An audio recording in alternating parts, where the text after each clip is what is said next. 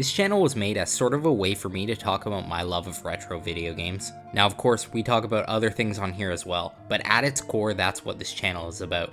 Now being such a big fan of retro video games, it should come as no surprise to you that I'm also a huge fan of physical media. There are hundreds of arguments as to why physical media is better, but most of it just comes down to true ownership, which is something you don't have when purchasing digitally. While I do agree it is much better to actually own the games you spend your money on, unfortunately the introduction of things like day one patches becoming the norm has kind of taken that away from us, as a lot of physical games won't even run properly without that day one download. On top of this, some physical games can't even run at all without a download, meaning eventually when the company inevitably decides to shut down their servers for that console, the game will be completely unplayable. Now you can look at things like the Wii U and the 3DS eShop closing and Nintendo still allowing people to download previously purchased games, and you might think, oh, that's always going to be the case, but it's not. Eventually the ability to download games you've already spent your money on will be taken away from you too. Now I sold my retro game collection off about a year ago, as it just wasn't practical trying to maintain everything,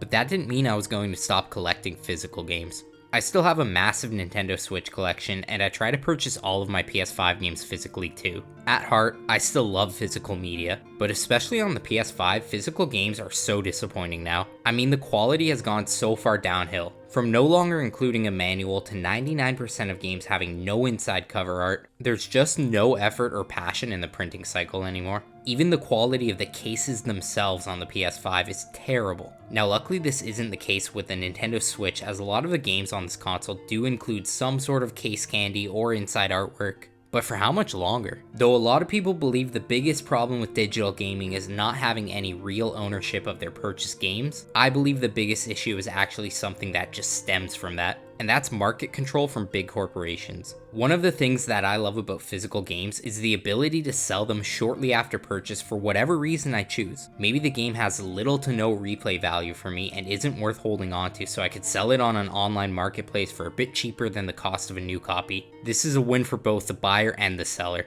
Or maybe the game just sucked, and I can return it within a certain period for a full refund. Say goodbye to both of those things with the introduction of an all-digital world.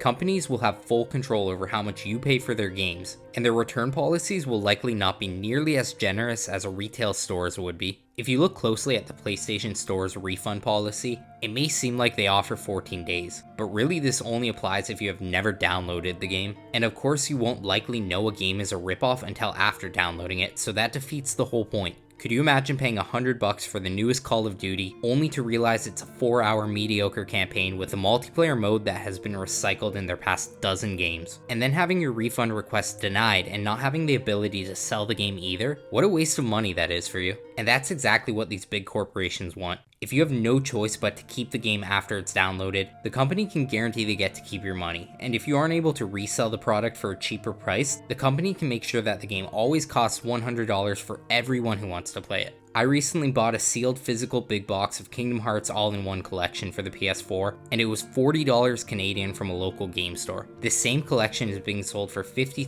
USD on the PlayStation Store as an on-sale price, with the regular price being $113. Without physical media, I would have had no choice but to pay that ridiculous price if I wanted to play the game. Regardless of what these companies tell you, their real reasoning for wanting to reduce physical media is to eliminate their manufacturing and printing costs while being able to charge you more money for their products. It's a win-win for them and a loss for you. And as if the previously mentioned reasons weren't enough, another big factor in me loving physical games is being able to relive nostalgic moments I shared with certain games on original hardware or something close to original hardware. For me, there is nothing quite like playing Ocarina of Time on that weird N64 controller. It's something that's often lost when using an emulator, but companies don't care about your nostalgia unless they can profit from it. Now to be fair, the Nintendo Switch Online service has done an excellent job of allowing me to play a lot of these old games with replicas of the original controllers, but what scares me is what's going to happen in 10 years when maintaining Nintendo Switch's online service is no longer viable for the company. Does that mean all of my saved files on these N64 games will be lost forever? And will this Nintendo 64 Switch controller be rendered completely useless? The reality is, yeah, that's probably the case.